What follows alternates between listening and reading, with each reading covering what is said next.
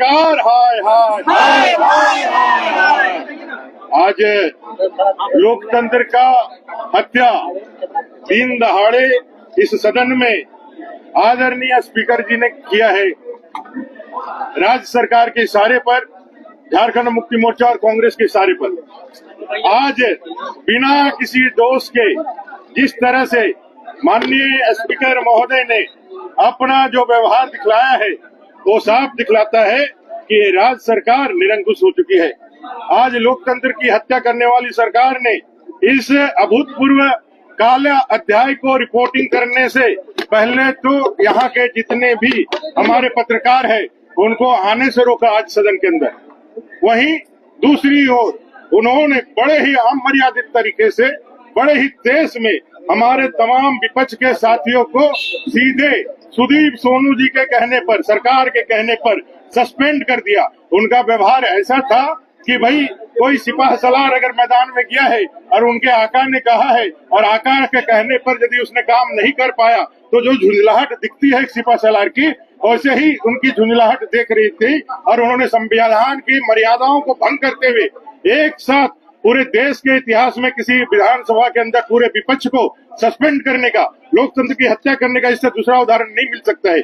आज आप लोगों ने देखा होगा किस तरह से पाकुड़ के गोपीनाथपुर जाने से आसाम के सीएम और हमारे सह प्रभारी हेमंत बिस्वा शर्मा जी को भी रोका जा रहा है। वो गोपीनाथपुर अब झारखंड का हिस्सा नहीं है, वो देश का हिस्सा नहीं है, वो बांग्लादेश का हिस्सा बन गया है। ये सरकार दिखाती है। तुष्टीकरण, वोट बैंक की राजनीति और युवाओं के सवाल पर, जिन युवाओं को 5 लाख बेरोजगारी, 5 लाख रोजगार और 5,000 बेरोजगारी का भत्ता देकर वायदा करके सरकार आई थी, जिन अनुबंध कर्मियों के परमानेंट करने का भरोसा, चाहे वो पारा शिक्षक हो, सहायक अध्यापक हो, पोषण सखी हो, आंगनबाड़ी सेविका सहायिका हो, बीपीओ हो, सीआरपी हो या फिर संविदा कर्मी सारे, कंप्यूटर ऑपरेटर सारे, डाटा ऑपरेटर सारे, मनरेगा कर्मी सारे, अराजपत्रित कर्मचारी सारे, इनके ऊपर उनका कोई जवाब नहीं है। और ये विपक्ष की आवाज जो झारखंड की आवाज है, उस झारखंड की आवाज को दबाने के लिए एक तो बाहर जब रहता है तो आदिवासी युवाओं को इस सरकार के तानाशाही के लिए उनको लाठी से, गोलियों से दबाया जाता है,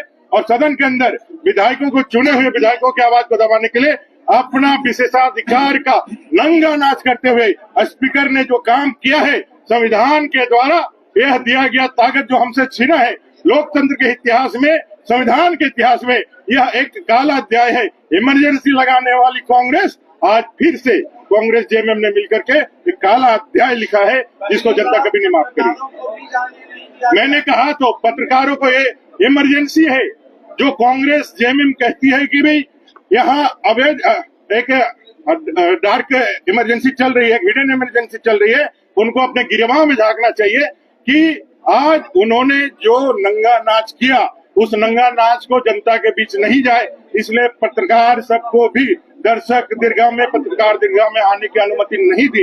ये साफ दिखलाता है कि यहाँ लोकतंत्र समाप्त हो चुका है, यहाँ तानाशाही सरकार है जिसने अघोषित इमरजेंसी लागू कर दी है। और हम सब भारतीय जनता पार्टी के सारे विधायकों ने ये कसम खाया है कि जब तक इस सरकार को उखाड़ के नहीं फेंकेंगे, युवाओं को उसका न्याय नहीं दिला देंगे, युवाओं के लिए यहाँ के अनुबंध कर्मियों के लिए 1 या 10 विधायक भी यदि हमको छोड़ना पड़े, उसको त्याग करना पड़े, तो हम भारतीय जनता पार्टी के विधायक इसके लिए तैयार है। इस संकल्प के साथ हम मैदान में जाने वाले हैं।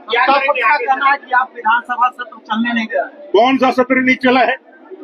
उनकी मर्यादा, जो स्पीकर महोदय बड़े बड़े बातें कर रहे हैं, उनके मर्यादा वीडियो हमारे पास है, आप निकाल करके देख लीजिए। 2014 से 2019 वो विधायक के रूप में उनका आचरण देख लीजिए। बड़ी बड़ी बातें कर रहे हैं, संविधान की बातें कर रहे हैं। उस समय स्पीकर थे दिनेश उरांव जी, माननीय दिनेश उरांव जी। किसने जूते फेंके थे उनके ऊपर? वो आदिवासी नहीं था, एक आदिवासी के ऊपर जूता फेंका, तब तो किसी को नहीं सस्पेंड हुआ था। हम लोगों ने तो कुछ किया क्या? जूता फेंका क्या? गाली गलौज किया क्या? हमने कहीं स्प्रे मारा क्या? हम तो सिर्फ और सिर्फ बैठ करके इस सरकार का ध्यान उस ओर आकृष्ट करना चाहते थे जिन वायदों को करके ये सरकार सत्ता में आई थी।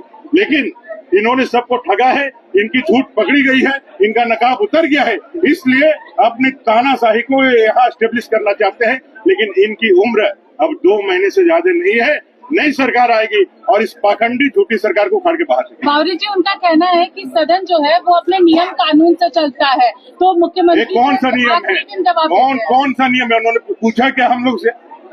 किस तरह से कल हमारे विधायकों को, हम सबको बिजली काट दिया गया, एसी काट दिया गया, हमें निषेध कर दिया गया शौचालय जाने से, हमें बाहर निकलने से रोक दिया गया, किस तरह से हमको उठा करके बेल में डाल, यहाँ बेल से बाहर निकाल कर लॉबी में रखा गया, लॉबी में भी रुके, 2 बजे रात को उठा करके यहाँ बाहर फेंक दिया गया। किस लिए भैया? ये कौन सा कानून में लिखा हुआ है? अरे कौन सा ताकत आपको दिया हुआ है? ये बपौती नहीं ना आपका, ये विधानसभा इनको लग रहा है कि उनको रजिस्ट्री मिल गया है, उनको किसी वायसराय ने यहाँ रजिस्ट्री कर दिया है और यहाँ बैठे हुए। ये आपकी बपौती नहीं है, ये भारत के संविधान और लोकतंत्र का सबसे बड़ा मंदिर है और यहाँ जनता ने चुन करके हमको भेजा है। आपके कृपा से हम लोग नहीं आए और ये बात आपको समझना होगा। और जिस तरह से आपने अपने अधिकारों का हनन किया है, ये जनता भी देख रही है और आपको उखाड़ करके बाहर फेंकेगी और बाबा साहब आम्बेडकर के संविधान को यहाँ लागू करा के रहेगी। हम लोगों ने 1975 के इमरजेंसी को भी लड़ करके हटाया था और इस अत्याचारी सरकार के इमरजेंसी को भी लड़ के हटाया। आगे हम लोग मैदान में है, जनता के बीच है। हमारे सारे माननीय विधायकों को कल तक के लिए निलंबित कर दिया गया है, सदन की कार्रवाई से बाहर कर दिया गया है।